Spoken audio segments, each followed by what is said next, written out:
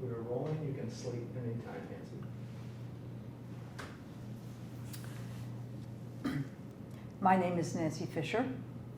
Today's date is June 19th, 2024. I'm here to interview the child survivor, Ernest Broad, in his home in New York, USA.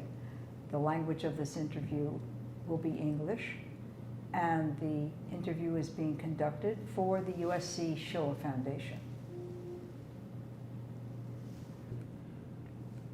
I am rolling. My name is Nancy Fisher. Today's date is June 19th, 2024. I'm here to interview Mr. Ernest Broad, child survivor, in his home in New York City, New York. The interview is being conducted for the USC Shoah Foundation, and the language of the interview is English. Okay, and Ms. Redgreen, you're going to talk just to Nancy the entire time, okay? Yes. Okay, we are rolling. Good morning, Mr. Broad. Good morning. Please tell me your full name. Oh, already a confusion. All right. On my birth certificate, it says Ernst, E-R-N-S-T.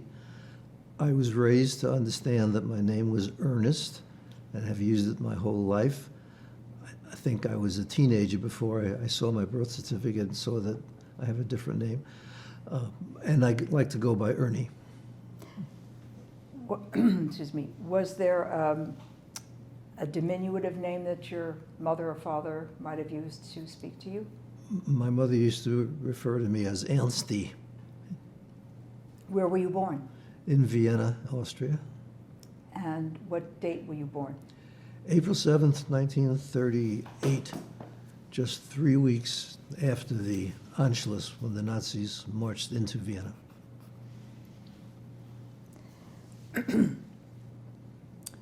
What was your father's name? My father's name was Israel. And where was your father born? In Rudnik, Poland. And your mother's name? Again, a confusion. I always understood that her real name was Josephine and that she used Pepe as a diminutive. Now that I look at documents, it appears that Pepe was her actual name at birth, and people sometimes refer to her as Josephine as a nickname. Did you have any siblings? An older brother, Manfred. He was 3.5 when I was born.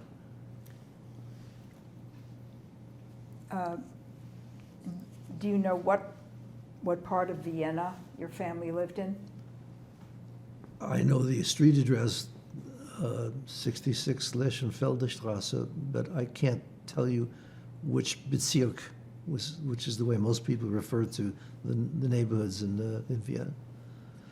It must have been upscale because the family was quite wealthy and prominent. What did your father do for a living? He had a PhD and was heading toward an intellectual type of career, but he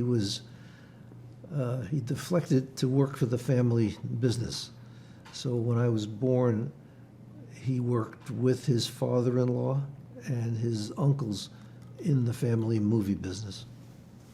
What was the name of the business? Lux Films, L-U-X. It was quite a prominent film distribution, production and distribution company, and actually produced the first talking movies in the German language. Did you when did you learn, let's say the size of the company or how extensive it was? I can't tell you anything exact. I know after the war there was a bitter and most unpleasant fight within the family for who's entitled to restitution for the business. So it was, and I know it was not insignificant because of the way my parents lived at the time, things I've heard about what my mother's life. I am rolling again. My apologies.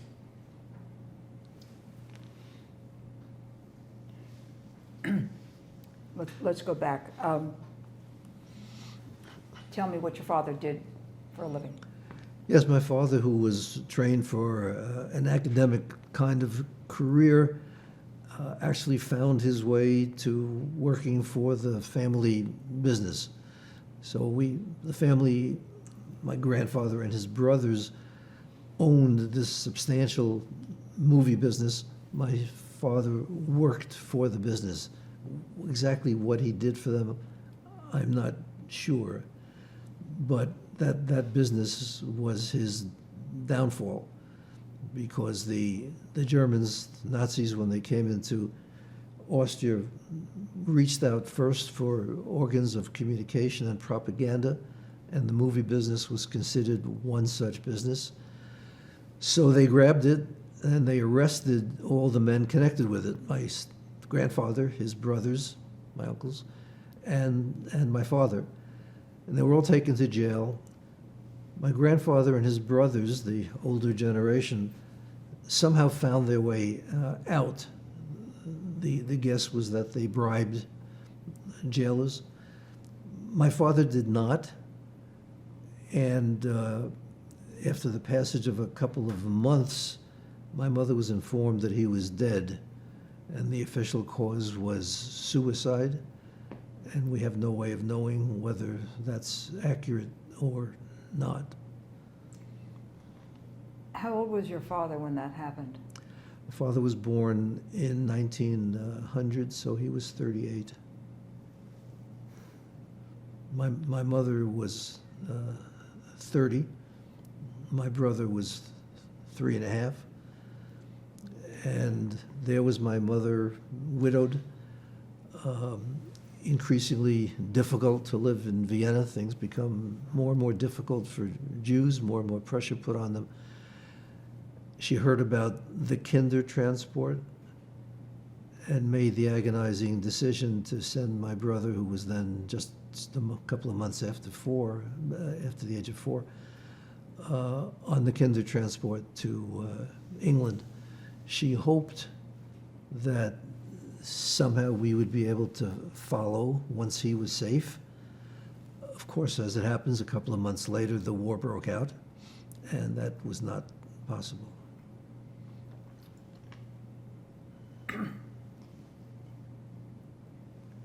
In the ensuing years,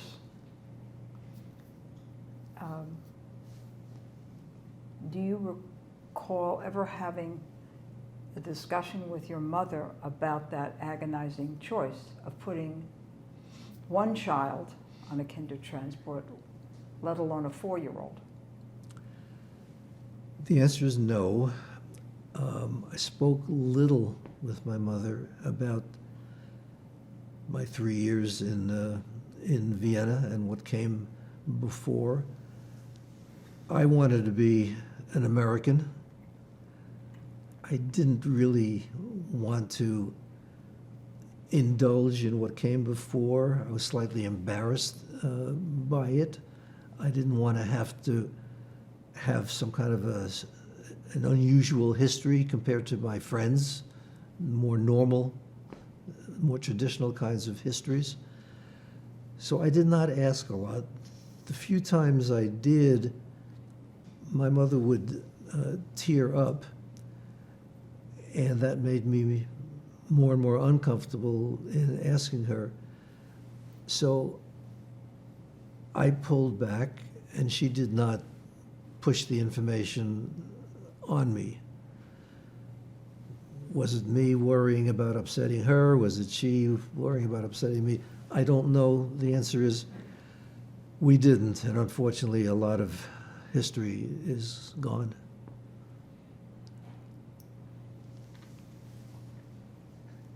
What do you know about the next steps that she took? There's a year or so where she continued to live in Vienna. I don't know exactly how. It could not have been easy.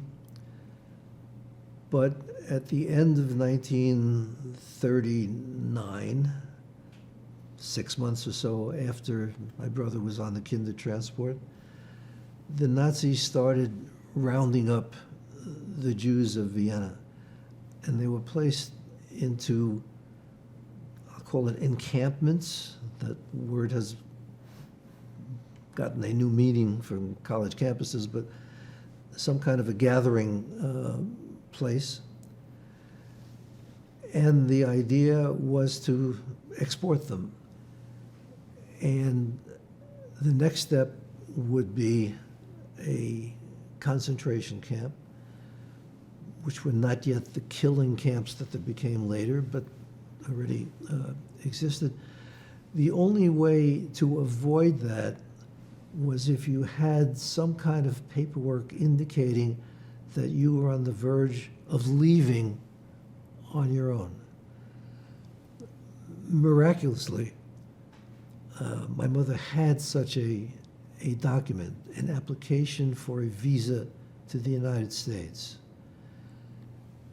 And with that document, that made her eligible to leave the camp. The guards had total power to do whatever they wanted. They can let people leave or not. They can make an order in which people left. So it was not clear what would happen.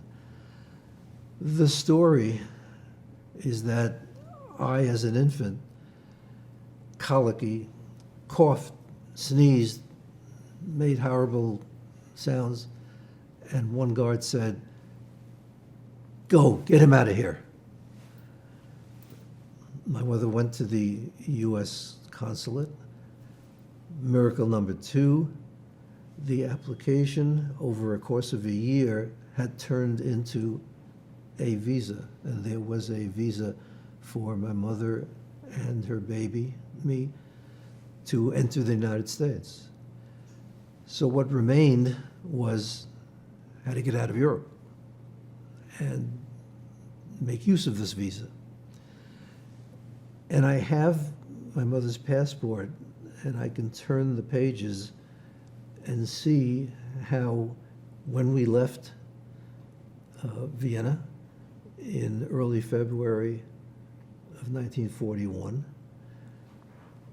made a stop in France and had to move through France, and then Spain, and I have the dates of entry: Spain, date of departure from Spain, and then entry into Lisbon, Portugal, and a couple of days there, and then boarding a ship called the Serpa Pinto, which I later came to understand was quite a well-known ship for transporting refugees from Lisbon to New York.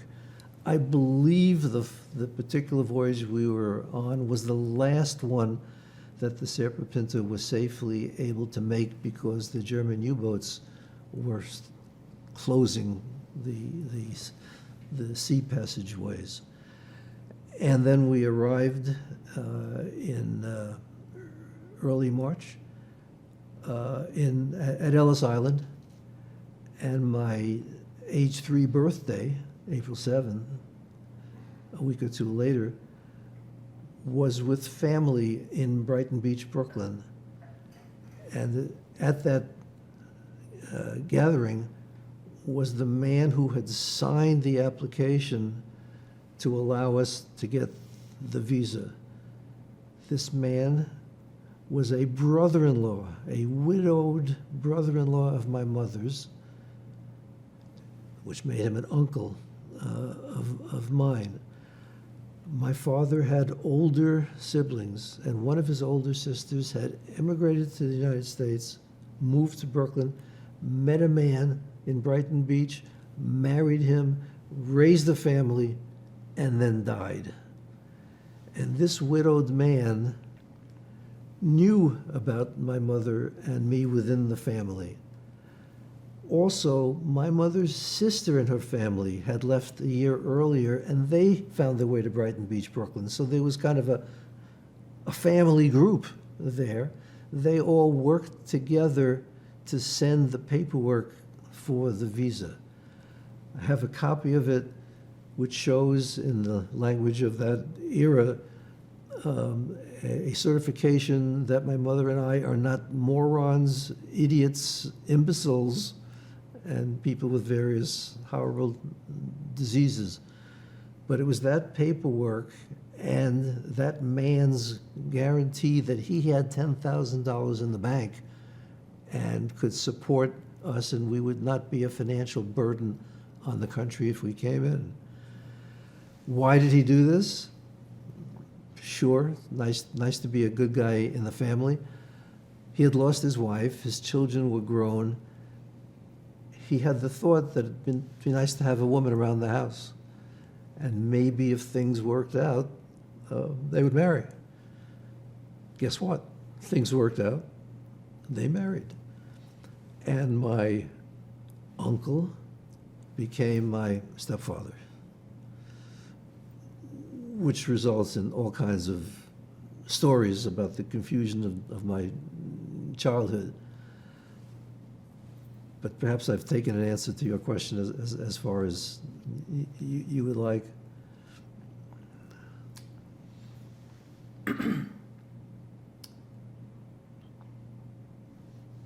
Since you said your mother was not that forthcoming about what she had been through, you and I can only imagine what it was like to travel with a young child. Only imagine. You know, I mean, maybe imagine, through cross borders with danger lurking, and you have to be pretty brave, I think, to do that. Into countries of other languages, first of all, the most difficult of which would have been Portuguese. Yep. She was well educated and spoke English and probably a little French. I doubt that she spoke Portuguese. Yeah, and took all that responsibility. Anyway, so just sitting here, I'm trying to imagine her with doing all of that under a certain amount of duress. Exactly. Anyway, if I can just ask you right out, when does memory really come to you about your young life? My earliest memory is my 3-year-old birthday in Brighton Beach with my uncle and cousins and this strange man. And I have some recollections of an apartment that my mother and I lived in. We had to go upstairs, which was a little difficult for me at that age. I have some memory of seeing my stepfather's bungalow in Brighton Beach and being in a carriage. So those are early memories. Then, of course, as time goes by, I learn that I have a brother. So I hear about a brother. Slowly I piece together the history. My mother and her sister, my aunt who also lived in Brighton Beach, would talk a lot in German, a lot of it whispering in another room, and I would overhear and understand most of it. And I got to understand that I had a brother in England. Again, this is not something I was eager to talk about because it again made me kind of different and a little weird. Having a brother across an ocean. That was not common in Brighton Beach, Brooklyn in the 1950s, 40s. So I always knew I had a brother. We corresponded when I got old enough to write letters, childish letters. Dear Manfred, how are you? I am fine. He would respond. We periodically exchanged comic books. I would send him Superman and Archie Andrews, which must have been very strange to him, and he would send me things about weird-looking animals who spoke. It was interesting to see the difference between what America was like during the war versus what was going on in England during the war. I was sending him comic books on, real comic book paper, and he was sending me stuff that was on tissue paper practically. It was difficult to read. My mother would write letters to the couple who took him in. I and he referred to them as foster parents, but that was never anything official. They just had him.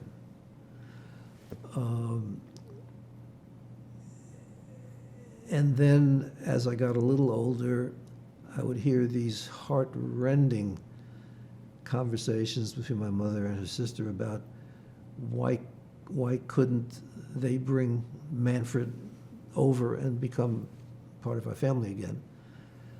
And I came to understand that my stepfather, who had been most generous, although there was self-interest behind it, in bringing this woman and her child in,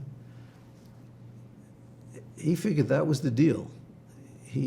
There was a second child was not part of the deal, and he wouldn't do it. He was opposed. And there was all this scheming about maybe we could do this, maybe we could do that, maybe we could change his mind. And time went on, and then when I was 9 years old, my brother was going to be bar mitzvah, age 13. Somehow, my mother scraped together money to get on board the Queen Mary and go to England for his bar mitzvah. Now, this was going to be November of 1947. Now the question hovering in the air was, what was the purpose of this trip? Was it to bring him back? And 9-year-old Ernie was awfully ambivalent about that. On the one hand, it would be kind of cool to acquire an older brother. On the other hand, I had a really good thing going as an only child with my mother. She doted on me, and her life seemed to just revolve around me. And how would that change? So in the event, she came home without him. There was drama of a very different kind in her arrival back home. It was Christmas, 1947. The third worst snowstorm in New York history took place on those days. And she landed right in the middle of all that, and it was incredibly difficult to get her and bring her home. But in later years, after I got to know my brother, we did talk a little about my mother coming for his bar mitzvah. And I came to understand that he was a understandably kind of sullen 13-year-old. This woman he had not seen since he was 4 was showing up, disrupting the life that he had,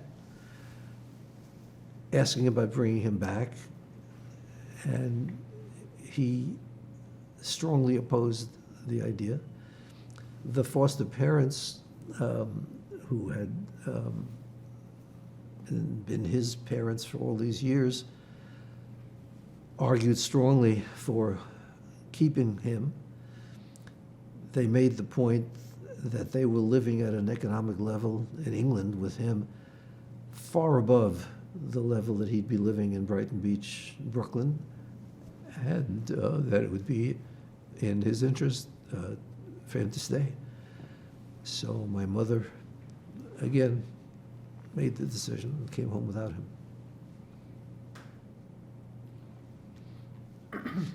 You spoke about enjoying being doted on by your mother being the only one in the house. What kind of a household was it? What did your stepfather do for a living? My stepfather barely got by. He worked as a basket weaver, believe it or not, in a shop in the Lower East Side. The shop was owned by his brother, so he worked for his brother. He hated working for his brother. He hated what he was doing. His brother was a mean, unpleasant type who I obviously got to know.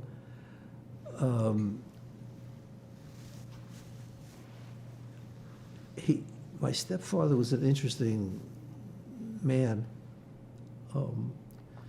There's a picture of him next to my mother and me. He was 22 or 23 years older than my mother. In this picture, they do not look mismatched. My mother, not surprisingly, looks kind of haggard and older than her 40 years. And he looks a lot younger than his 62. He's kind of tall and well-built.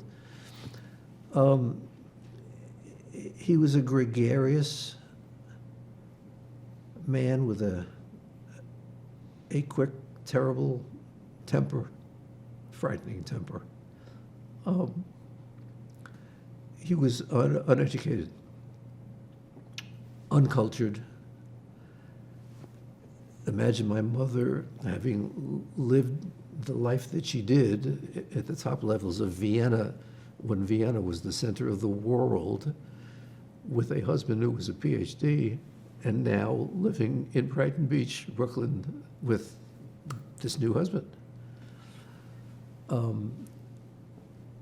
I learned early on, I intuited that I had to be careful and had to speak to him in a way very different from the way I spoke to my mother or almost anybody else.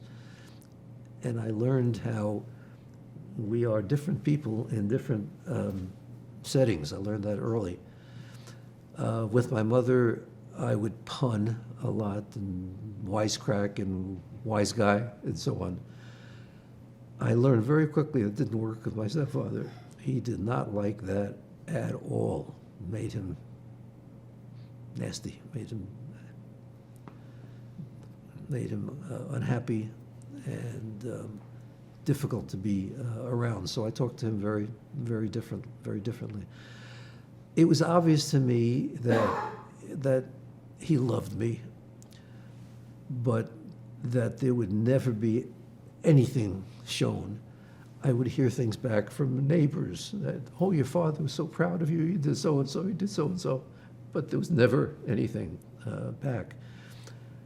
My mother, of course, was completely the other way.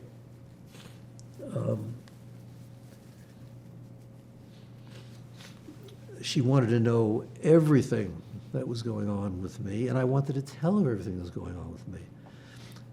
And I came to understand that no experience was really a full experience until I had a chance to tell her about it. And I credit that with my lifelong interest in journalism, telling people things and so on, and my professional interest later in investigations, the same kind of thing. And she was always there. We had this little bungalow. We had rooms rented. The room that I slept in got rented during the summer, and I slept on a divan in the living room. There were sometimes as many as 9 or 10 people living full-time in that bungalow with the one bathroom. It was a 3-block walk to my elementary school, which I started making very early in life. We always came home for lunch. Lunch was always there. I came to understand if I came home and my mother was not there with my lunch, it meant someone in the family had died. Literally. Those were the only times in my childhood when my sandwich was not waiting for me at lunchtime.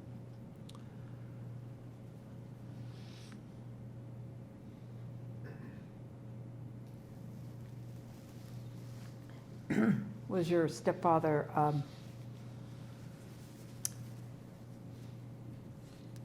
the disciplinarian in the family? He was.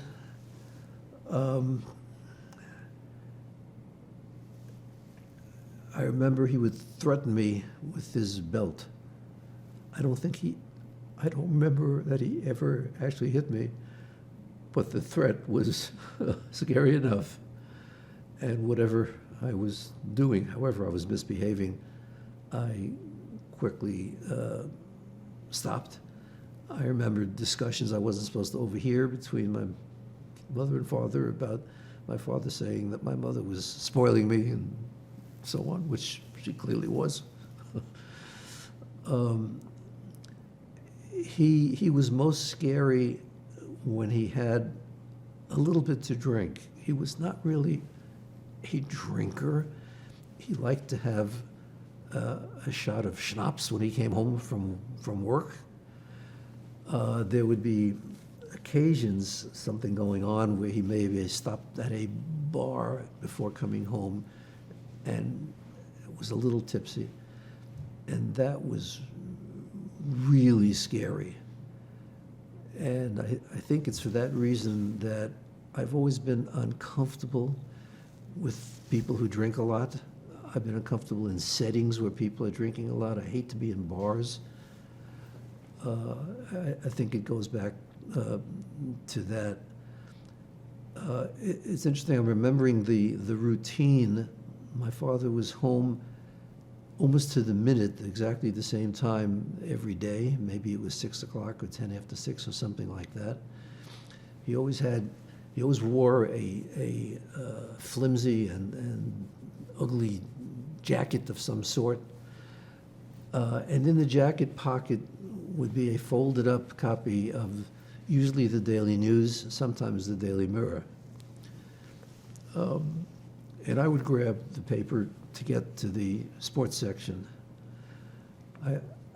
I should tell you that in my effort to be like everybody else and to be American, I understood that the road to that was baseball and the Brooklyn Dodgers. And in my way, I overdid it and became an insanely active baseball fan and Brooklyn Dodgers fan, and would put paperwork on the wall and do complicated math about batting averages and standings and so on. My stepfather had zero interest in sports, and my mother less. But my mother coped with my craziness. My stepfather, not so much. There are times when I'd be listening to the baseball game on the radio, and my father would come in and kind of look at me, scowl, and walk out, come in again half hour later when I'm still listening, and maybe the third time he came in, he would say, "From this you will make a living?" And I would either have to turn it off or maybe take the radio into a different room and hide from him or something. I am still today, I'm embarrassed to say, a crazy sports fan. And while nobody shouts at me about it, my wife is, like my mother, zero interest in sports. And the way we get around this is that she goes to sleep early. I'm a late night person. I record sports events and I watch them after she's asleep. Do you recall your mother trying to bring her heritage, her Polish or Austrian heritage, somewhat into your life, or did she No. become an American? She became an American. No foods or songs? or traditions that were shared so that you would know where you really came from?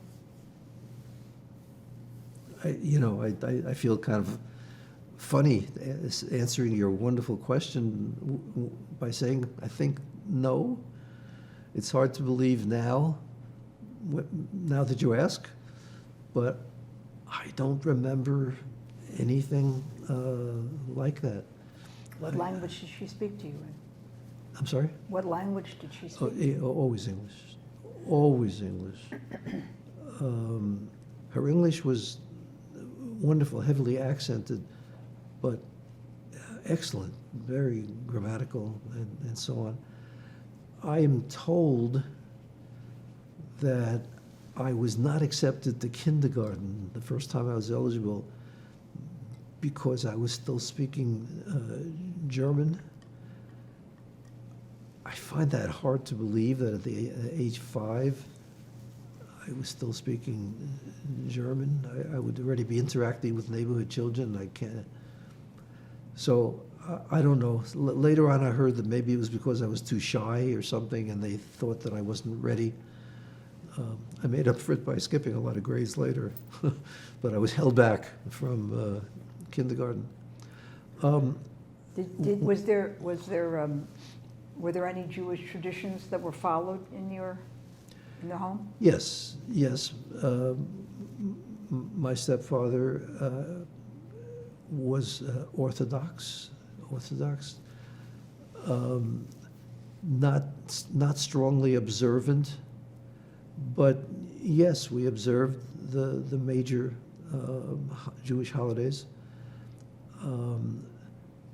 I have strong memories of going with my stepfather to synagogue.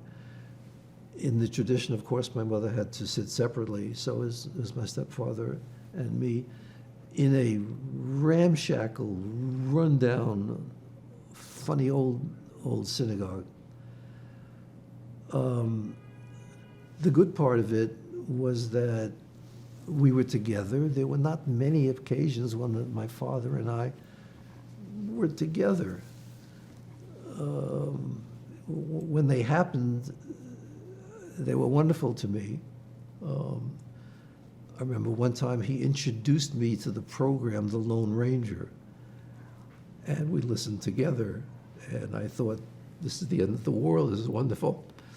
And one time after we got a television set, he was interested in boxing, and he told me there's a big famous boxing fight coming, and we watched it together.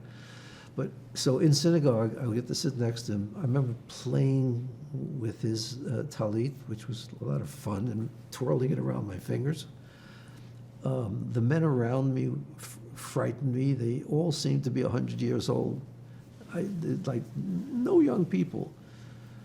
And that they were a gathering, a kind of a, I don't know, like a little club of people who had immigrated to the United States at the same time, at the end of the last century, so they were very, very old people.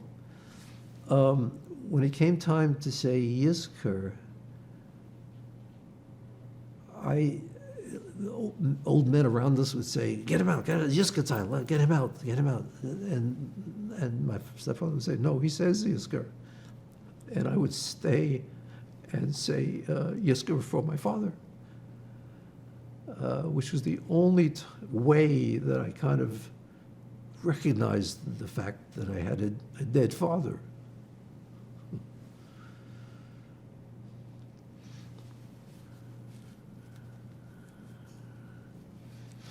I remember spending a lot of time outside on the steps of that synagogue when I couldn't stand. It was claustrophobic and bad breath. Not a lot of fresh air, and I would go out, sit on the steps, and the first time I started to think there's something a little obsessive compulsive about me is that I would start counting the cars going in one direction and the other direction, and I would try to guess which direction would win. And that was something that got me through a lot of long times before I felt the pressure to go back in.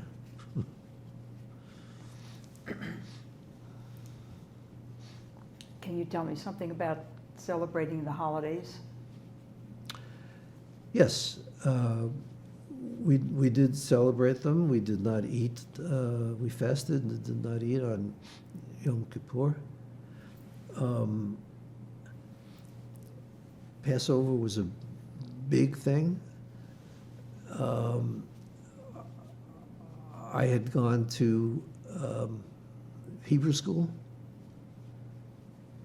an after-school and weekend thing. In the strange way of that era, they taught you how to read Hebrew, but not necessarily to understand very much of it at all. And you were successful if you could read it well and fast. And I read well and fast and got awards in that. I couldn't stand that it got in the way of my ball playing on the weekend. And I would sometimes kind of bring my baseball glove and leave it outside, and then as soon as we finished, I would race to the ball field and join my friends. But so at the Passover, I had to keep up. It was like I felt like I was being challenged. Or at school, and we had these old little Haggadahs, and I just had to keep up, because there'd be a time when I'd have to read, and then I'd have to read well and appropriately. My father's brother, the unpleasant one, was there for Seder. His wife in a wheelchair, which was depressing to me. My aunt and uncle, my mother's sister and brother-in-law, to whom I was so close, and their children, my cousins, would be there.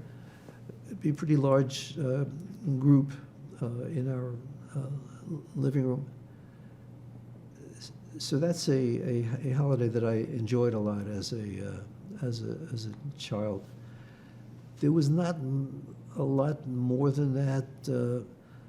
I remember worrying about Sabbath and keeping the Sabbath, and what the things that you're not supposed to do. There were so many of them, and for some reason I remember that you're not supposed to cut. And I would look at the mail and say, can I really not open this mail because it's the Sabbath? And I remember strange things like that. Did your mother observe? Did you have Yeah. a Friday night? Yeah, she Dinner? lit candles, and we would have a Friday night dinner. We always ate in, and I mean always. The first time I went to a restaurant was with friends in high school. We never set foot in a restaurant. Food was bought in the butcher and delicatessen and whatever, and brought home and prepared. There was no such thing as, takeout, or those were our meals. I remember as I got older, I would start objecting a little bit to the food, and I got into trouble one time. Stays in my memory. My mother served liver. I couldn't stand liver, and I said something about, I'm not going to eat this crap. And saying a word like that in my household in those years was like an explosion. I mean, my stepfather jumped to his feet and says, crap, your mother worked all day to prepare that, you call that crap? I'll show you crap. And took off his belt and threatened me with it. And I never did that again.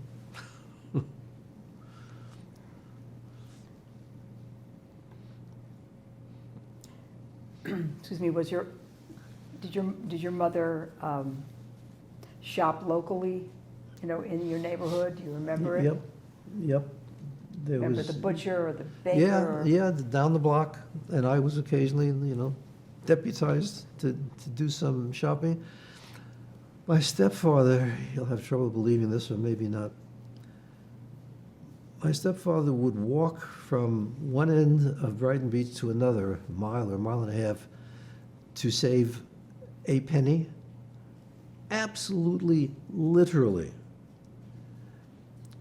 He would walk down the street when we walked together, and he always was walking, looking down. And he trained me. He says, when you walk, you look down and you look for change on the sidewalk. And we would pass wastebaskets, and he would look in wastebaskets, and I would hide my head in shame. And he would take things out of wastebaskets. He took a tricycle. I didn't have a tricycle. I didn't have much of anything. I did not have a tricycle at an age when all the kids had tricycles. And there was a tricycle that had been thrown away. And he took it out of a wastebasket, fixed it up a little bit, and I had a tricycle. He would go on, we lived right near the beach, 2-block walk to the beach. He would go with a shovel kind of thing to the beach, and he would dig into the sand and look for things in the sand. And he would come home with little pieces of junk jewelry and things, and his dream was one day he would find a $1 million tiara that had fallen into the sand. Does that give you a feel of what our life was like? My life was like.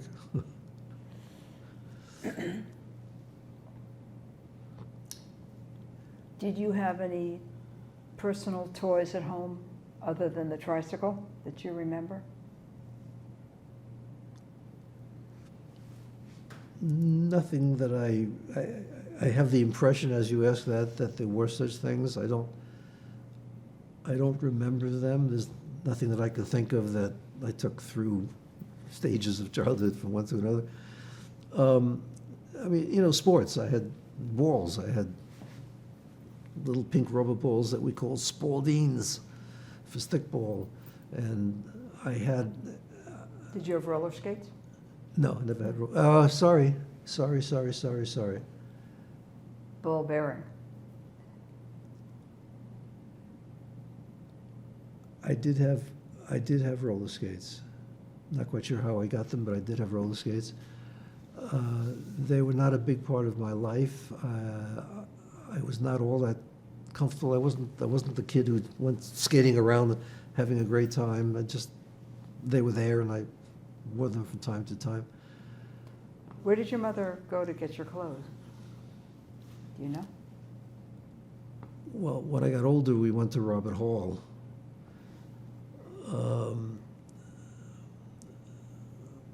My grandmother worked at a place, I can't remember I'm sorry, my aunt, my mother's sister, worked at, oh gosh, it'll come to me, 2 initials and then another name for cheap clothing.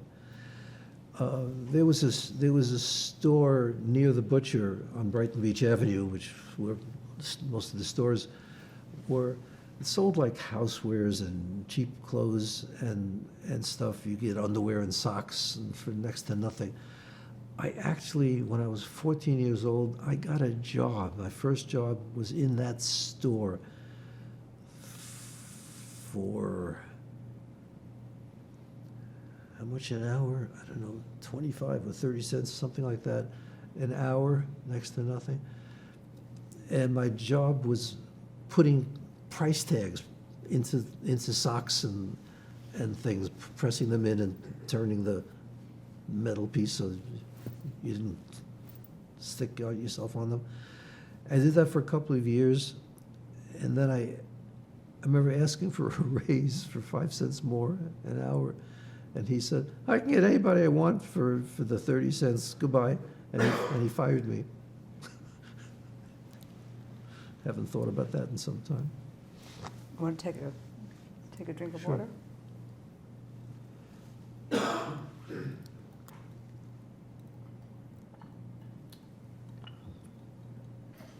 What about a bar mitzvah? I had a very modest bar mitzvah in that same synagogue. I remember standing up on the bima and doing my thing. I had studied in my Hebrew school. I had studied everything I had to study, and I was a good ventriloquist dummy. I just did everything I was supposed to, brilliantly, I'm sure.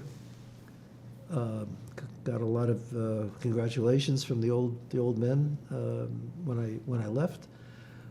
Walked home to our home, and there was a party in our home, and that was my bar mitzvah.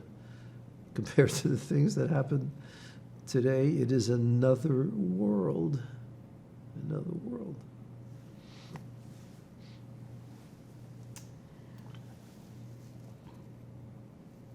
Tell me a little bit about your education.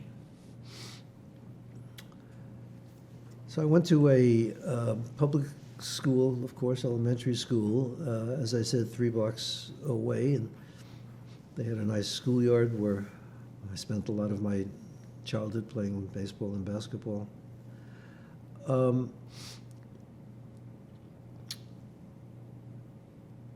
There were some wonderful teachers there, and more male teachers than we are used to today, because they were, a lot of them were conscientious objectors to the war.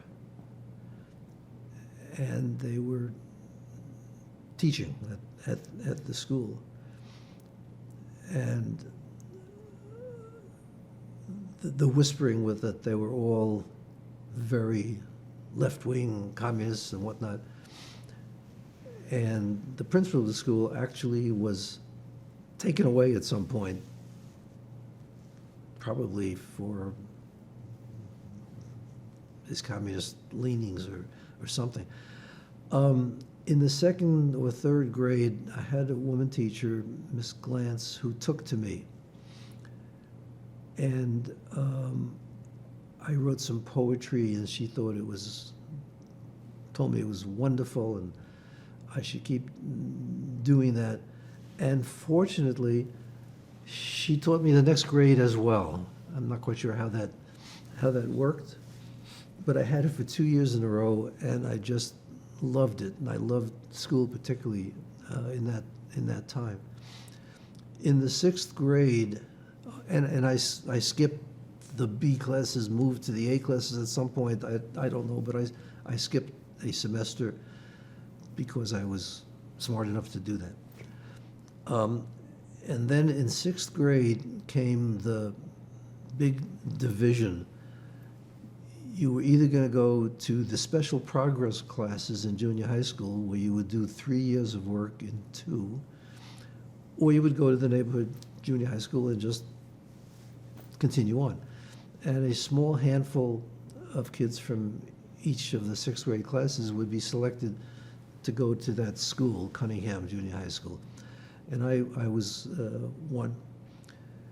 So the next year, I no longer was going to a school that I could walk to 3 blocks away. This was in Sheepshead Bay, several miles away.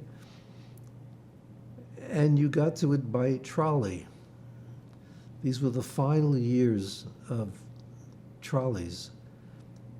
And I very distinctly remember those trolley rides and how exciting they seemed, and watching how you drove a trolley and the electric part of it and so on. It was a real kick. Anyway, so I did junior high school. I was kind of popular in junior high school. I grew to my full height at the age of 12. At the age of 12, I was 5'9". And I was the second tallest in my classes in those years. There was one kid who was a giant, Paul Patel. And I was pretty adept. I've never been a very good athlete, in part because of the problem with my eyes. It makes certain things difficult in athletics. But I was pretty good for a teenager, and that worked well in junior high school. And I started to discover girls and so on. I was in a class that moved as a class from the one year to the next year. So there was somebody called the roll, reading out the names to see if you're here or not, for 2 years in a row, the same row. And I can now call that roll. Albus, Zauer, Droga, Farmer, Friedman, Garfield, Cattell, Heifetz, K, etc. for the girls, and the boys, Beckenstein, Barad, Bloom, Decker, Di Lorenzo, Goldstein, Gruthius, Noel, Rochelle, Sachs, Samuel, Stephen. It's a great parlor trick. But that's another part of my obsessive personality. So that was schooling. Now, the bad part of that 3 years and 2 was that I entered high school, different school, Abraham Lincoln High School, in the second year, alongside kids who had already done the first year. Now I had stopped growing and other people kept growing, and I felt out of place. And I never fully got over that. I mean, I did great in high school. My grades were up near the top. They were not as high as they could have been because the calculation of the grades included the second junior high school year. They considered that the first year of high school. Well, grades there were very different than they were in high school. So my overall average suffered a little bit from that. Big deal. But I was never particularly comfortable in high school. I now have very few recollections of high school. I have friends who went to high school with me who talk about things that they and we did together and so on, and I'm kind of blank. It's like I blanked out high school and went from junior high school to Columbia.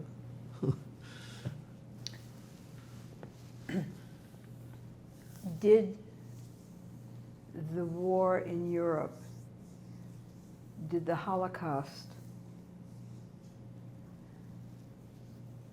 catch up with you when you were growing up here in the United States? How did you learn? Did you learn? What did you hear? Did you see newsreels when you went to the movies? Was there something terrible that had happened? You know, the war was happening. You were here when the war was over, and there must have been footage or something. Yeah, but I was only 7, and we did not go to movies as a family. I went to movies when I got old enough with children, with friends, for 10 cents or 15 cents or 25 cents to a movie and cartoons and whatnot. There may have been newsreels. I vaguely remember that they were. I remember the excitement when the war ended. During the war years, I remember the word agony comes to mind. My mother and my aunt agonizing over relatives. What happened to, have you heard from? And there'd be these occasional, there's been a letter from, you know. My mother and my aunt worried about their father, my grandfather, who made it out of Vienna to Israel. And there was occasional news of him before when they knew he was safe, and then afterwards he'd be in touch, and there'd be excitement about letters from him. My youngest stepbrother / first cousin was not fully out of the house when my mother and I moved into my stepfather's house, but he was off in the war. And he would occasionally come home, I don't know, shore leave or something, and he would show up. And then there was, where's he going to sleep? Because, again, the spare room that used to be his was now rented for the summer to people who came to Brighton Beach.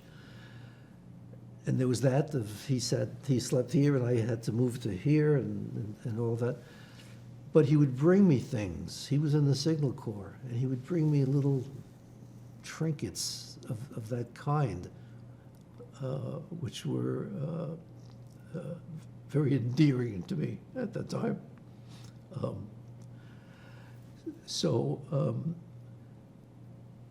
When the war ended, 1945, he came home. So again, where was he going to be? Well, he either already knew a woman or met a woman, and they very quickly married, and he got out of that house fast.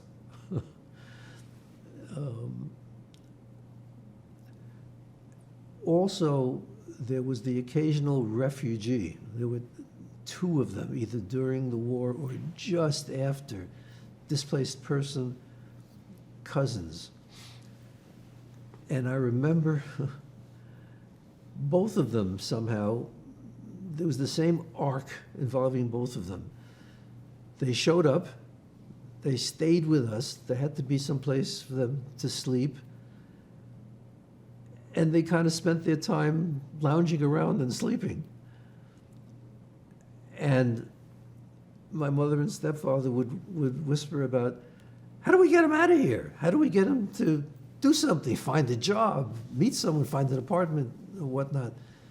Both of them either had been traumatized or were just of the type that they did not quickly take care of themselves. So I have those memories. And then there were endless, my mother and aunt spent countless hours talking and talking and talking. And as a child, I was a sickly child in the early childhood. I got every disease.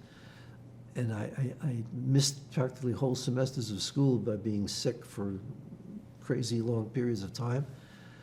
So I'd be in bed or hanging around a little bit outside bed and overhearing them. It was a small apartment, small house.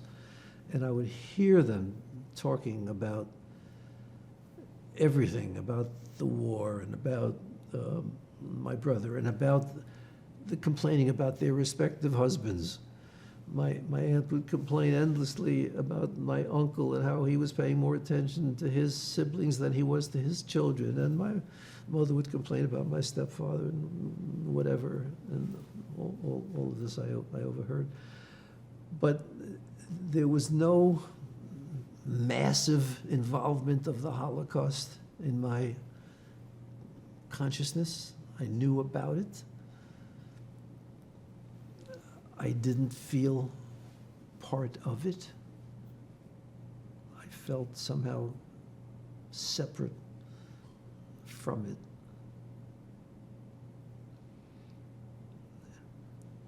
And for most of my adult life, I did not think of myself as a Holocaust survivor.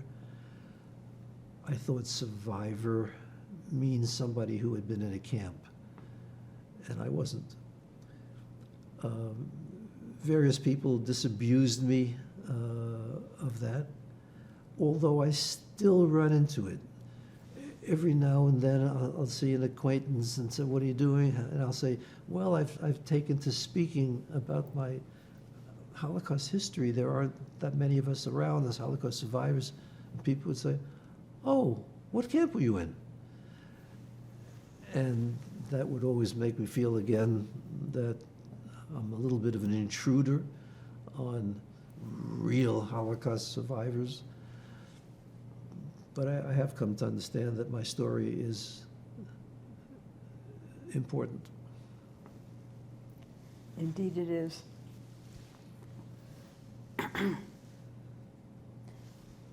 And simply because there are so many stories, and many were in labor camps or concentration camps or survived the death camps. But if this archive, contained only those stories, Yeah. it wouldn't be complete by any standard. You know, Did you experience any anti-Semitism when you were a child, growing up? yes, a couple of occasions that I remember. How? The one that sticks out in my mind, traumatic, was when my mother went to England for my brother's bar mitzvah. Rather, I couldn't stay in the apartment. I was 9 years old and my father worked. He didn't take off from work. He went to work every day. So I was shipped off to my aunt and uncle who lived on the other end of Brighton Beach. And I changed schools. This is for 6 weeks. I actually changed schools. There was all the administrative stuff, and I registered in the school that my cousins went to, which was all of 7 or 8 blocks away, less than half a mile, but I switched schools. I was too young to walk back to school, across the big avenues. So for those 6 weeks, I was part of my aunt and uncle's family with my cousins and all that. My cousin Freddie, to whom I felt so close, he was Manfred's, my brother's age, 3.5 years older, and I just hung on to him and wanted to play ball with him and whatnot. Well, I heard one time he was complaining about his little cousin who's hanging around all the time. And I remember my aunt saying to him, "Be nice to him. We're not sure he's going to live long. He's a sick boy." They were referring to the fact that I had a heart murmur. I was diagnosed with a heart murmur. And in those years, all they had was a stethoscope, nothing beyond that, and a heart murmur was scary. So it meant that in the back of my mind, when I played ball, was am I going to live through this? But I paid no attention to it. And my cousin, in recent years, has retold that story, as you know, at my 80th birthday, about the kid who might not live long. But anyway, one day, everybody was away. Everybody was doing their thing. And I was going to meet a friend. This was the big thing because it had to be arranged by telephone with party lines and whatnot.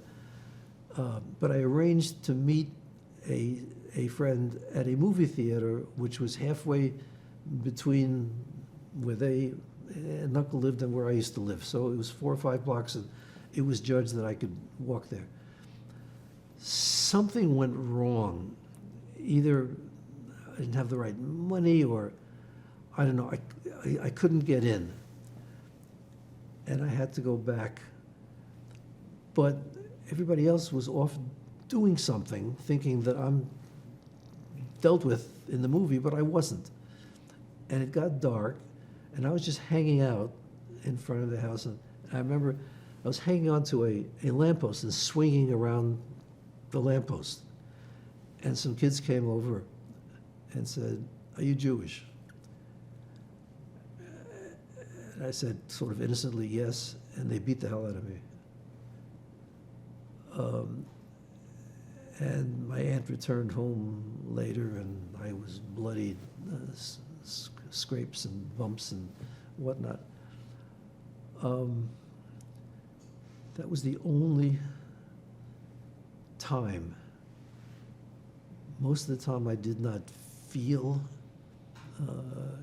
anti-Semitism.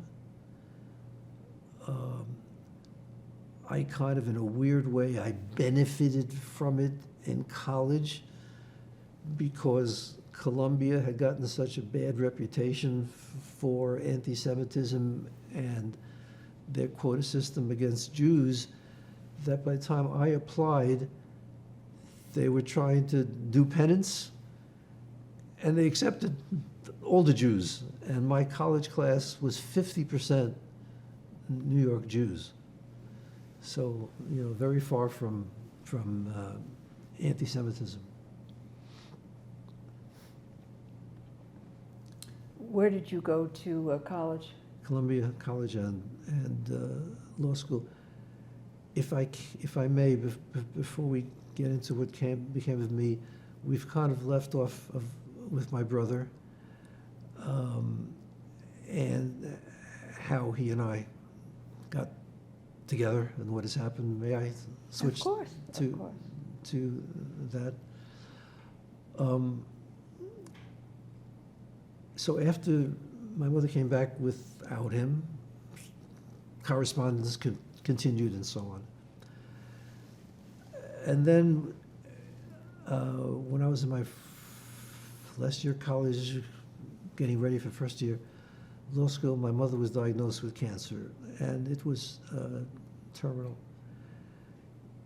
And my brother decided that he wanted to come and see her. Now, he had seen her one time between 1939 and 1999, 60, not possible, 1959. 21 years, right? But he made that decision. And he came. And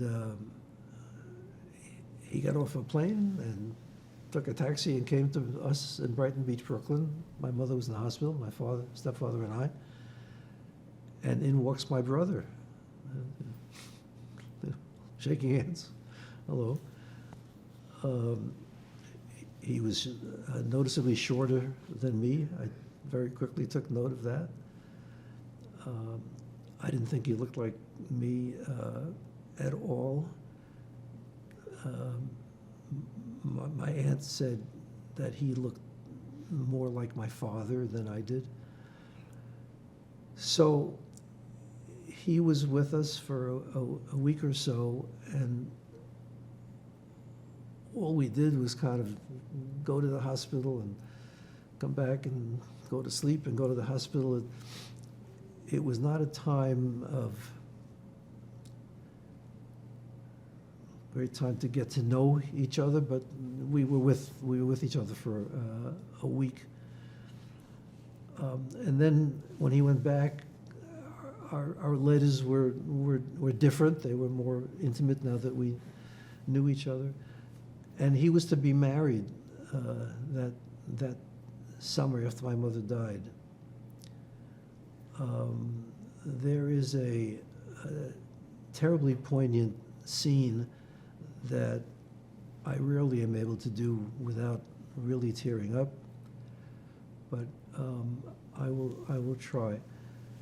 So when my brother was in Brighton Beach and at my mother's bedside with me, my aunt from Vienna, my mother had a younger sister. My mother and her sister from Brighton Beach were 1 year apart, and they had a sister who was much younger, maybe 8 or 9 years younger, who was blonde and looked Aryan and managed to remain in Europe during the Holocaust and survived it. She had harrowing stories of being on top of trains and whatnot, but which I heard later. But at any rate, she also came to see my mother, her sister, one last time. So there we were around the table. Now this sister, this aunt of mine, Francesca, called Francie, was childless, not for lack of trying. She had had an enormous number of miscarriages.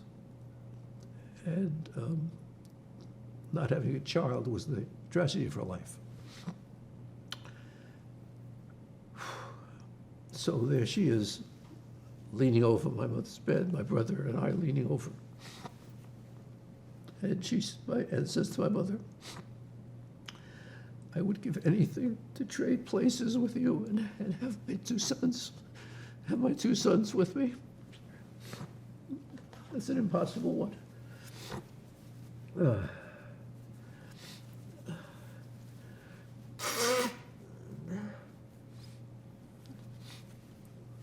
So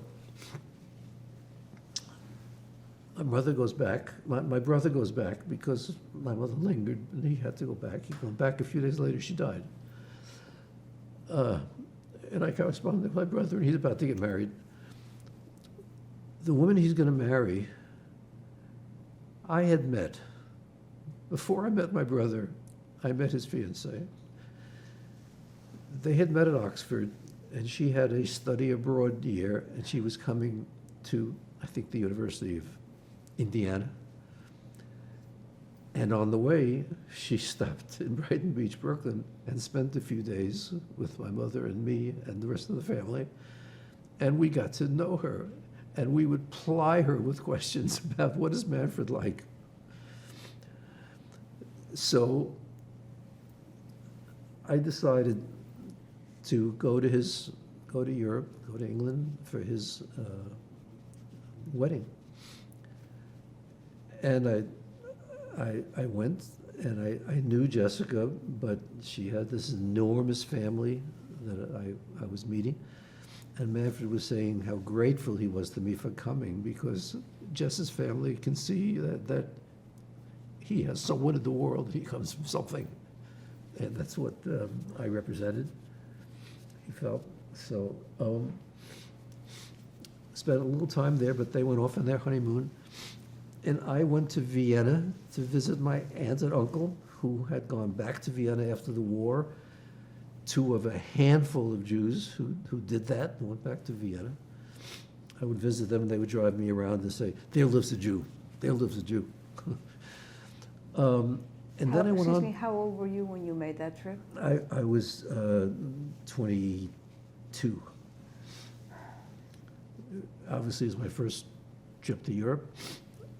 I had been on a local flight or two on the cheap airlines in the U.S. I think I went to Boston once for a football game. After Vienna, I went on to Rome for the Olympics, the 1960 Olympics. In those days, the Olympics were not the Olympics, and you could go up, buy a ticket, and go in. And I saw major events. It'll mean nothing to you, but the first American basketball dream team with very famous players, including one who just died the other day, Jerry West. And I saw that, and I have snapshots of being at the Olympics in 1960. It was kind of remarkable looking at today. At any rate, Manfred went to work for Exxon, which was known as Esso in those days. I found my way after law school, which I hated, to a job with an international company where it was my responsibility to attend global meetings around the world. Esso had their refinery in New Jersey and one in Houston, and Manfred's job was to frequently come over to them.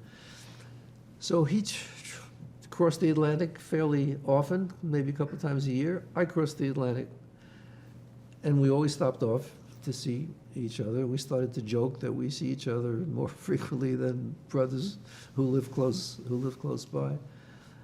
And we developed this remarkably close relationship. It took time to develop, but it became closer and closer. There was one event which I've actually just finished writing a piece about, which I hope will be published as a magazine article and maybe the prelude to a memoir. When I visited Manfred and Jess's house, maybe a year or two after they had been married, seeing it for the first time, and my taxi pulled up and Manfred was outside, and we had our usual kind of clumsy, I'm doing an American embrace and he's doing a British handshake, and we kind of meet in the middle, and then we laugh about it, and we go inside, and in the foyer I look up and there's a print on the wall, and the print is Picasso's print of Don Quixote. And I'm looking at that print, and with jet lag and whatnot, my brain is trying to figure this out.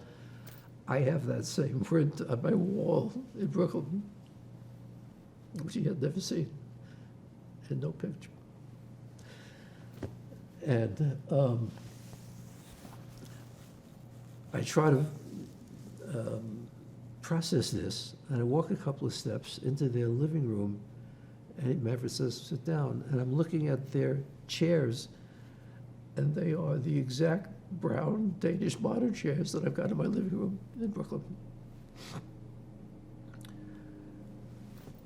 And that actually helped break the ice, because it got us talking about twin studies, separated at birth twin studies, and how this is possible, and the similarities and the differences in our lives, and it helped us move along. Manfred's about to be 90. Ruthie and I are hoping to attend his 90th birthday party in November. He's had a remarkable life, like so many who were on the Kindertransport, a very impactful life. He and Jess have 2 children, my niece and nephew. Miriam went to Cambridge. Simon, always very rebellious, went to Oxford. Miriam has 2 children. Her daughter went to Oxford, and their son went to Cambridge. So it's an all Oxbridge family. Manfred put in his years at Exxon. He was never terribly happy there. He had always wanted to be a historian, and found himself, because he was also good in chemistry, found himself living as a chemical engineer. And he always had in mind that he would get back to history. So he retired early at age 55 from Exxon, went back to Oxford, got a PhD in history, wrote a book, articles, became a reasonably noted historian in his 70s and early 80s, which I think is just a wonderful, wonderful story.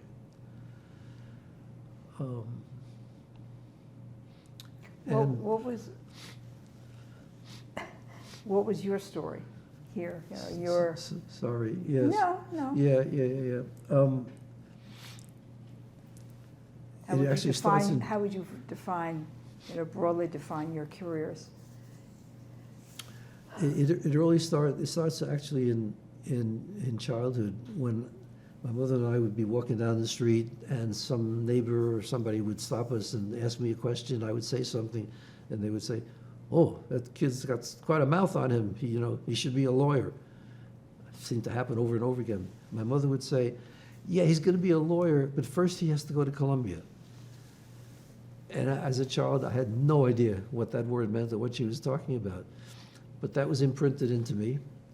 And then when it became time to apply to colleges and whatnot, I applied to and got accepted to Columbia and just followed my path. My main interest in Columbia was the newspaper. I had been the assistant sports editor of my high school newspaper, whole story there, and fell in love with the Columbia newspaper, the Spectator, and spent much more time than I should have there.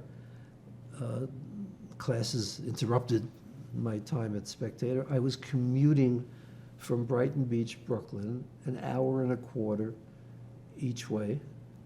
I was doing my homework on the subways, going home late at night because we had to put a newspaper out. In those days, there was a printing plant and a newspaper and a printing press and all of that. And that was my love. I majored in Spectator. But I had to go to law school because that was imprinted in me. I wanted to go to journalism school. I made a deal with my mother.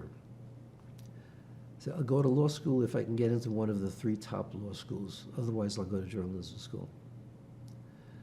I was the sports editor of the newspaper. I was the head of the radio station.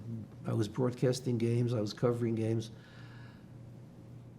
I gave myself an assignment, which meant that I would be really pushing it to get to my law school aptitude test on time. I was kind of hoping to throw the game. In the event, I got there on time.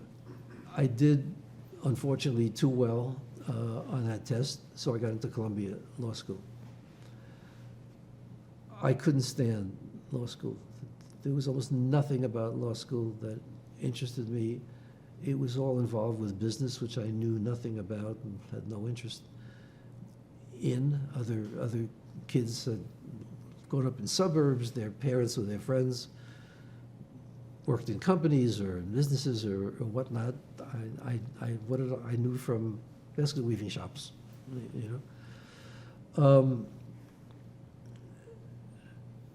So Spectator was my salvage point, my savior in college, but I had no such thing in law school.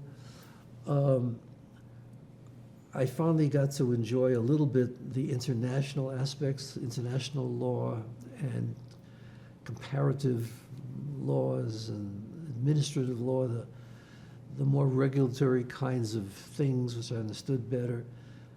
And there was a teacher in that area who, for some strange reason, took a liking to me. So I did poorly. When it came time to graduate, there were very few options open to Jews in those years as lawyers. There were 2 or 3 law firms, kind of Wall Street law firms, that were the Jewish firms, but my grades were not nearly good enough for those firms. There were precious few companies that hired Jews. You were banned from banking, you were banned from insurance, you were banned from energy. There was a handful of fields that you could apply to. And then there was the government. And a lot of Jews just went toward the government. I tried some of the law firms and got rejected, and then went to government. And, Excuse me, what year are we talking about? 1961. So I got a job with the Federal Trade Commission. They were mainly in Washington, but had a New York office, and I was hired into the New York office. And I worked as what they called an attorney slash investigator. And the FTC did some good things, but they also did some really nonsensical things. There was a division of deceptive practices. So if companies were charging for something but weren't really giving it to the point that we counted the squares in a roll of toilet paper to make sure that there was enough. But there were also slightly more complicated investigations, which I did and foreshadowed what would come later. I stayed a little longer with the FTC than most people did. You either left after a few years and used that experience to get a different kind of job, or you just settled in to say you were going to be a government employee your whole life, which I wasn't going to do. But one of the cases that I got involved with got very complicated and went to the Supreme Court, and my involvement was very exciting, and I stayed for an extra year, but then applied to companies, and a company called Western Union International, which was a spin-off of the Western Union Company, hired me as a lawyer. They were just building their law department, and they were building up their company. And much as I did not particularly like law, I was pretty good at it. And I quickly became general counsel of that company. And that's where I had all those opportunities to travel overseas, because there were meetings of the International Telecommunications Union, and because I spoke a few words of German and French, I was assigned to cover those meetings, and that's what gave me the opportunity to spend so much time with Manfred and with my aunt and uncle in Vienna. So I worked there for a number of years. I quickly moved out of the law department into things more interesting to me, like marketing and administration and operational stuff. After 15 years or so, that company was acquired, and my role was no longer clear. So I had to move on. I had a very quick in and out with a startup that I tried with a couple of other people that looked very good for a while and then didn't make it. And then I was introduced to a company called Kroll Associates, Kroll, which was kind of inventing the field of corporate investigations. Until that time, when a company needed something investigated, there would be some former cop or FBI guy who maybe had a little business in his garage that they would hire. Kroll, Jules Kroll, had the idea of professionalizing that into a real business. And I was one of the very early hires, and I fell in love with that business. It was my road not taken into journalism. Here was my opportunity to find things out and report them, just as I did as a child, and just as I did in journalism in high school and college. So I was very comfortable in that field and did very well in that field, and have stayed with it for all these years. We're talking 1984. Starting, I stayed with Kroll until 2000. My wife, Carol, died in 2000. Later in that year, I and a bunch of others, for various reasons, decided to leave Kroll, that it had no longer become a comfortable place for us to leave and start our own firm. And we did that for a couple of years, and I had the exalted title of founder and chief executive and all of that. But unfortunately, it was another one of these. It looked like it was going to be tremendously successful, and then some things happened in the economy, and it was not. And I had to move on again rather quickly.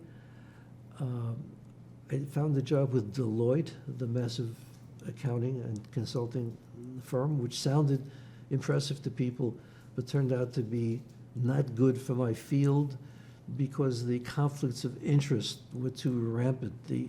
Deloitte was the auditor for too many companies that would then be getting involved in investigations, and I couldn't do those investigations because of the connections with the audit department, so I had to leave there rather quickly as well. Was engaged by a company called Navigant Consulting as head of global investigations. Did that for 5 years, and then was headhunted by Alvarez and Marcel to bring the practice to them. So I started up a division of global investigations there. Did that for 11 years, and then at age 83, decided to leave and start my own company, which I did, Broad Global Intelligence. You're looking at the president and only employee of Broad Global Intelligence. To make that work, I had to partner with another organization, some wonderful young people, and I'm now the deputy chairman of their company while still being president of Broad Global Intelligence. And I've got clients out there, and I'm managing a reasonably successful business and have zero interest in retirement. And I hope life will go on. What is your age today? 86, just recently. What do you think of Columbia now? Oh, what a holy mess. I have stayed very close with Columbia over the years. I felt great appreciation for what Columbia did for me over those years and opening me up to the world. I contributed as well as I could over the years, quite a bit. I joined organizations. I was on every committee and boards of directors of the college and of the law school and of the university. I was recently honored by the Columbia Spectator for my lifetime of achievement with the Spectator. I've been on their board of trustees for 30 or 40 years. So Columbia has stayed tremendously important to me. And then this misery happens. My first talk about my Holocaust history when I came out of the closet a year and a half ago was the Columbia Hillel. It was before October, all this stuff that started with October 7.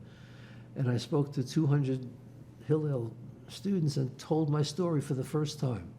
And then a few weeks later, told it again to Chabad at Columbia, because that's where I turned first for almost anything in my life. So now we have this misery. I've been in touch with the head of Hillel throughout this whole thing and have seen what the Columbia new president claimed she would do, what she did, what she didn't do, what the consequences were of all of that. The encampment made me miserable. The taking over of the hall, I can't describe what that made me, how that made me feel, watching that taking place, watching it on television, watching these police climbing into the windows to haul out people from Columbia. After a lot of thought, I wrote a letter to Spectator. I copied it to the president of the university and to the head of development, who had been trying to recruit me, or right in the middle of all of this. And I said that notwithstanding my Holocaust background and my strong connection to Columbia, I was going to withhold my support until we got to the point that Jewish students felt safe on the Columbia campus. So that's where I stand.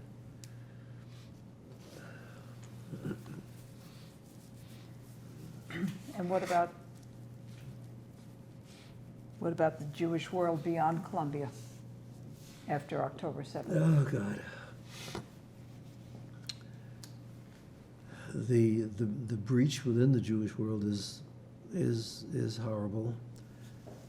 I try not to speak to my daughters, whose position I know is very different from mine. I am a supporter of Israel and what they need to do. I wish there were different people doing it, different people in charge, and I wish it were playing out differently. But at the end, Israel's need to survive is more important to me than anything. Otherwise, you get comments like, Hitler got his way after all.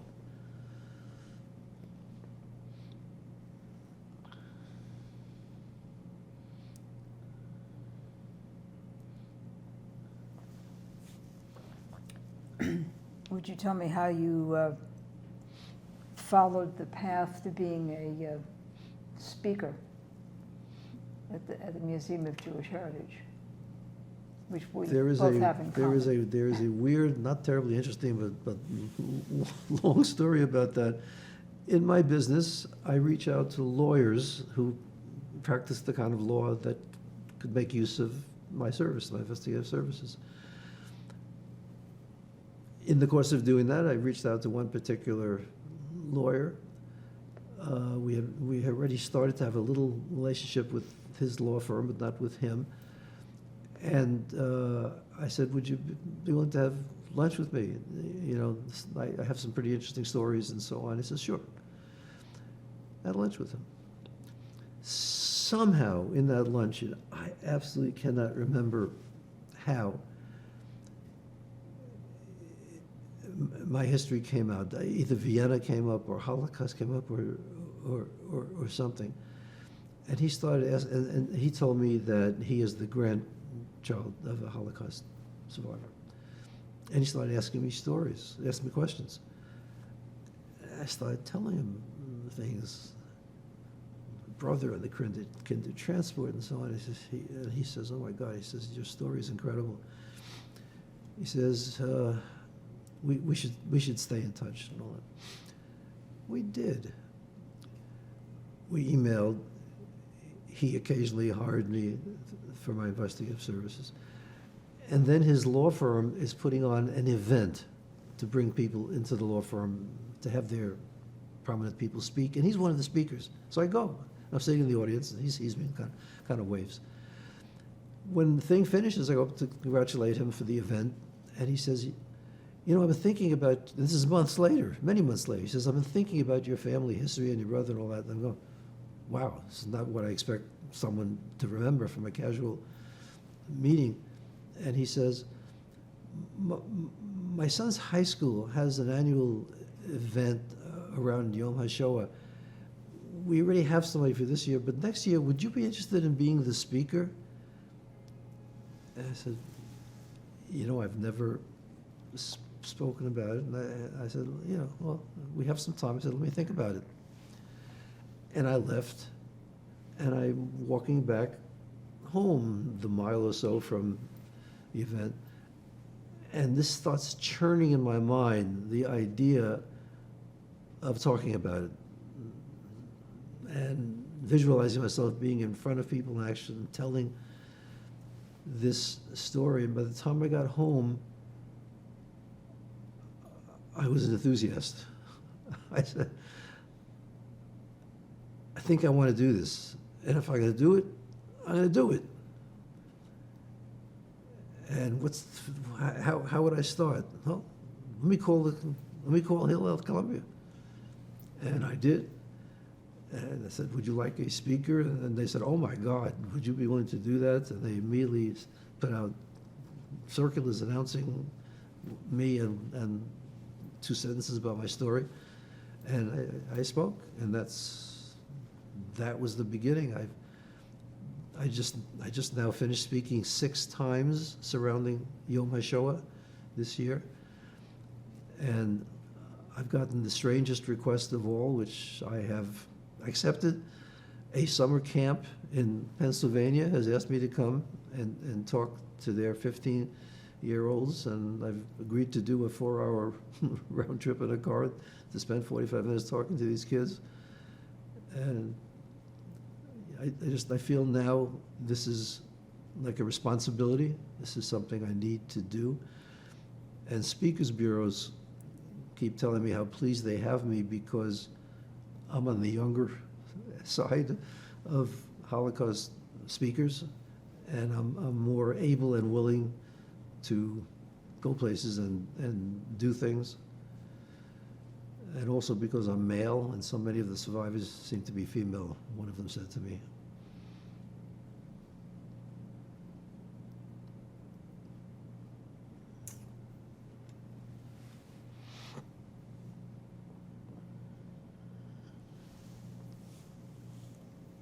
Do you read about the Holocaust? Do you see films on the subject? Some, and then comes a point where I want to stop.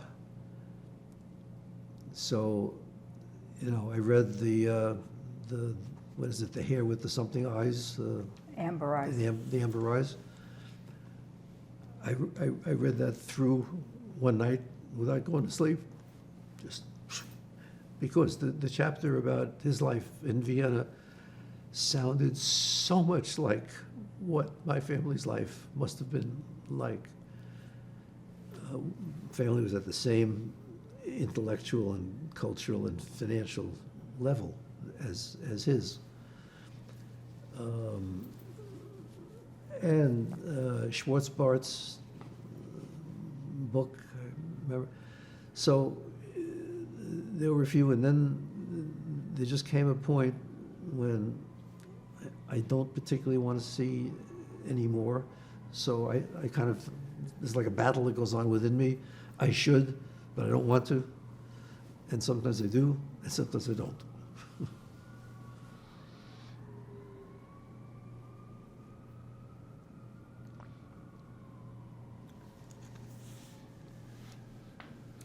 Have your children shown interest in your background? Little, very little, but more than Manfred's children. Manfred's children, my niece and nephew, zero. They don't seem to want to hear anything.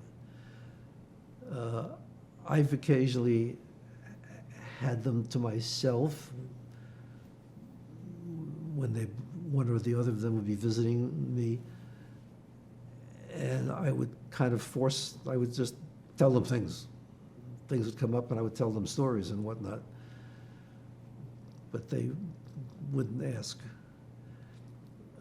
My kids, generally know my story. They've heard me tell it. They've come to my talks to listen. They listened to the video when all I had was the video, and then when I had the adult ed night after the Holocaust in person, they came and sat through. And with prompting from my son, they might ask me a couple of questions. Didn't you have some questions from listening to, you wanted to ask Grandpa? And I'll get a couple of questions. But there's not a great deal of interest.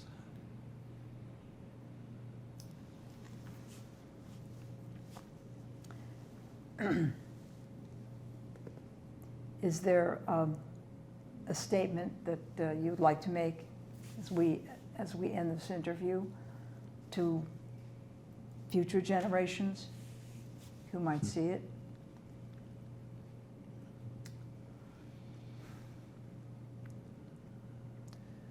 Well, my life has been referred to by people who are preparing my talks as one of suffering and survival.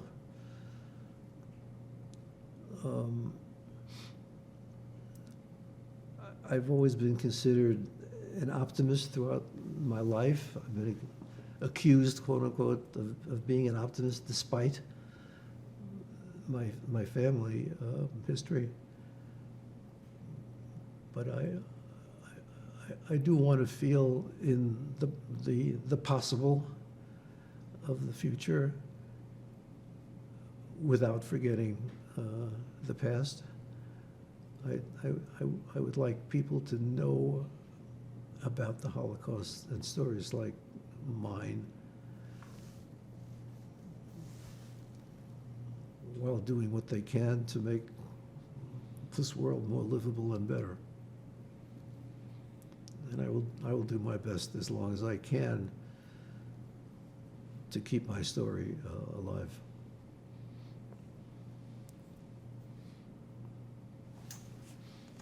Thank you very much, Mr. Broad. Thank you. Now we're going to see your artifacts and photographs. Okay? Yes. And My father, Israel Broad, and my mother, Peppy Broad, were married in 1932. He was 32. She was 24. It must have been a sumptuous wedding because the family was quite wealthy and successful. My father came from a small town, modest background, but my mother's father owned a very successful movie business, movie production and distribution business. And my father went to work for him. So he went to work for his brother-in-law in the family business.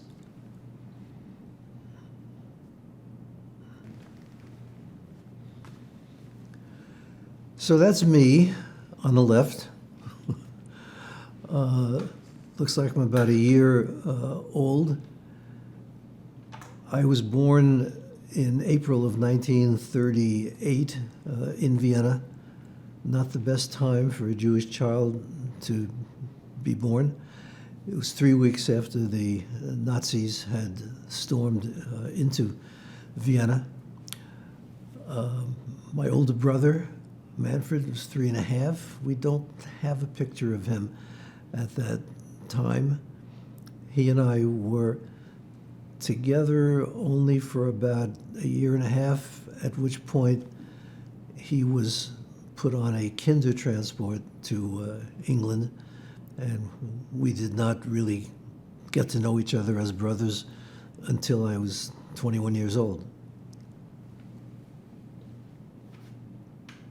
You know, but make note of those. Yeah, what do you, if you turn it, do you want to turn a page and see what year this was? There's my mother and her college ID for Vienna University. She put in 3 years at Vienna University and then got married and did not finish. She learned English at university, spoke it very well, and when we came to this country, her English was excellent, although highly accented. The question of exactly what her name was is played out in this document. I always knew her as Peppy and called her Peppy, and she called herself Peppy. But there were people in the family who referred to her as Josephine.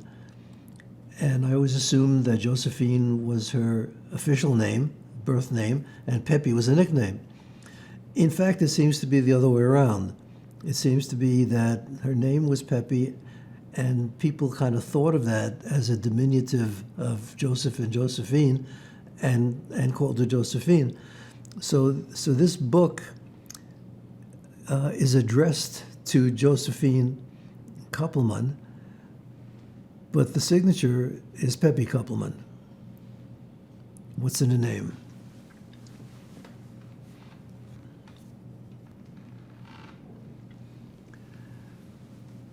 So my father's ID book shows that he was not a citizen, as my mother was.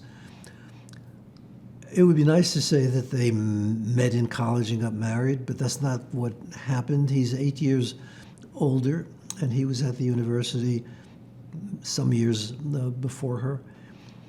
The question of what he studied was always a little confusing until we did a little more research and looked through this book.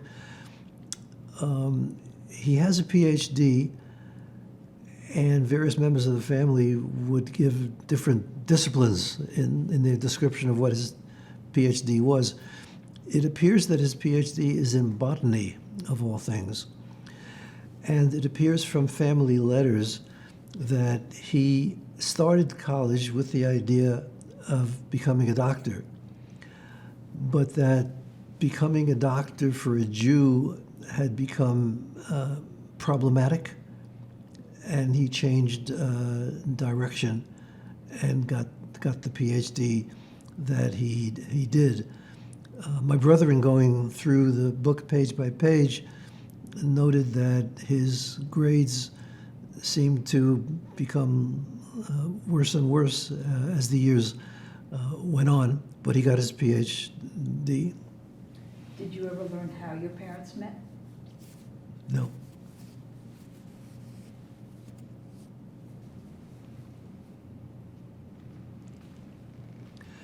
The family business was called Lux Films. It was very successful. It both created films and distributed films in theaters that they either owned or leased. You're looking at a press pass, actually, for a film opening. The film is of Franz Lehar, a pretty well-known composer, a musician. And the book is by Billy Wilder, who became much more famous many, many years later for Some Like It Hot and other big hits. The business, Lux Film, was started by my grandfather, my mother's father, and his two brothers. And the question of how my father became involved with them, with the business, is not 100% clear. There are people in the family who say that my father was, in addition to his studies, his PhD in botany, was trained as a rabbi, and that he had the opportunity to have a pulpit in Prague, and that he actually went to Prague to make this decision. And those members of the family cite that as why they are sure that our family is related to Max Brod of Kafka fame. In that version of the story, my father decided against going into the rabbi business and went into the movie business as well. In any rate, it was his downfall when the Germans seized that business as the first kind of business that they would want to go after, organs of communications and propaganda. They arrested all the men in the business. My grandfather and his brothers managed to get their way out, possibly by bribing guards. My father did not, and my mother was informed after a couple of months of panic that he was dead, and the official word was that he had committed suicide. There's no way of knowing exactly what happened.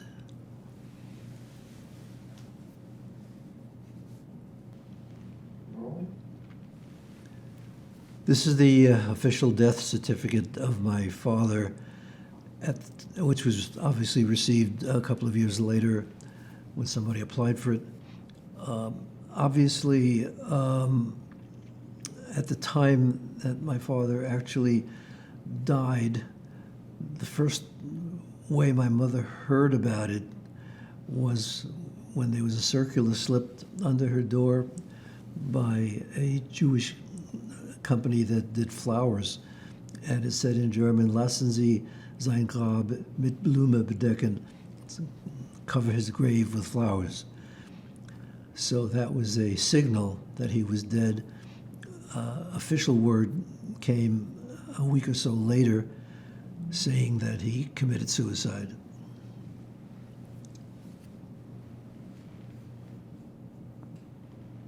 Rolling. My mother's passport depicts the dangerous, torturous trip across Europe from Vienna to Lisbon, Portugal. She had managed to get a visa for herself and for me through a series of miracles. And now Putting the Yep. ship. My mother's passport depicts the hair-raising trip across Europe that she made with me after miraculously she was able to obtain visas under the U.S. quota. If we turn the pages, we will see how she traveled from Vienna to France, from France to Spain, from Spain to Portugal. Portugal, of course, was a neutral country. We boarded a ship called the Serpa Pinto out of Lisbon. It was actually famed for carrying refugees across the ocean. I believe this was the very last trip that the Serpa Pinto made before the German U-boats actually closed the channels for transportation across the Atlantic Ocean. The story of how my mother got visas for us is long and complicated and will be left to another picture.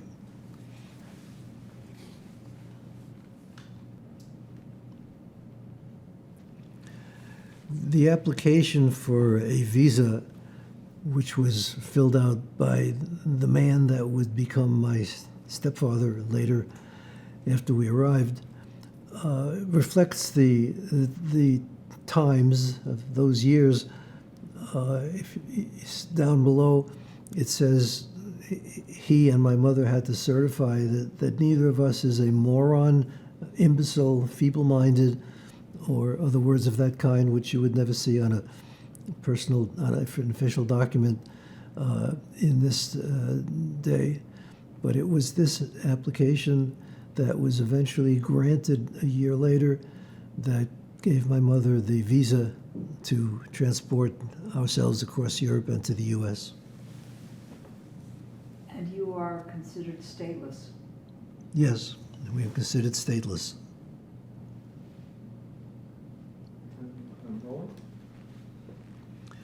This is our family in Brighton Beach, Brooklyn. I'm about 10 years old. My mother's around 40, but I think looks much older. My stepfather / uncle is 62, but I think he looks younger than that, so they don't look particularly mismatched.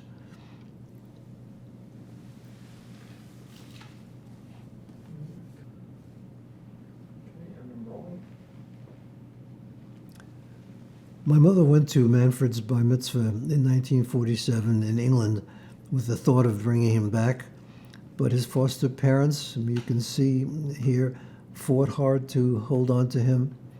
He was not eager to leave, and in the event, my mother came home without him.